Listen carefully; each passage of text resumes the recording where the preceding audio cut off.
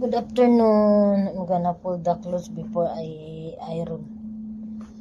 I just want to share something about someone. Well, I don't see the name, but I just want to share, the person that I was able to talk yesterday.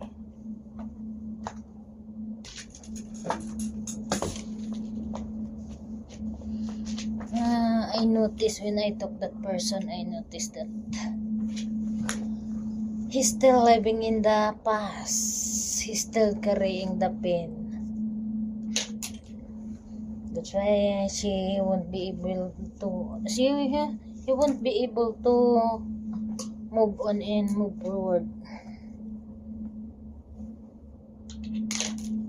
When we still living in the past, especially when our past is not good,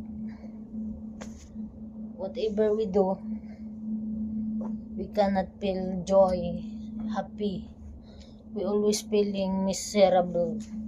Our life became miserable because we still living in the past, especially our pain, struggles. To be able to move on and move forward, we need to let go our past, learn how to forgive those who hurt us, forgive ourselves, so that we can move on and we can move forward. Because when we still living in the past, whatever we do, we cannot move on and we cannot move forward.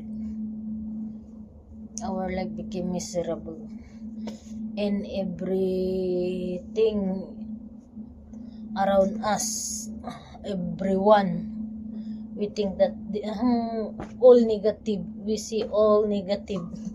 We cannot see the positive.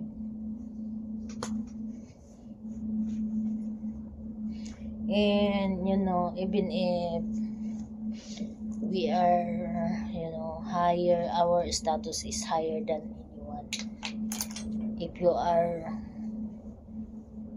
have everything, don't think that you are higher than anyone, because in the eyes of God, we are equal. We are all valuable in the eyes of our Creator. We're the same.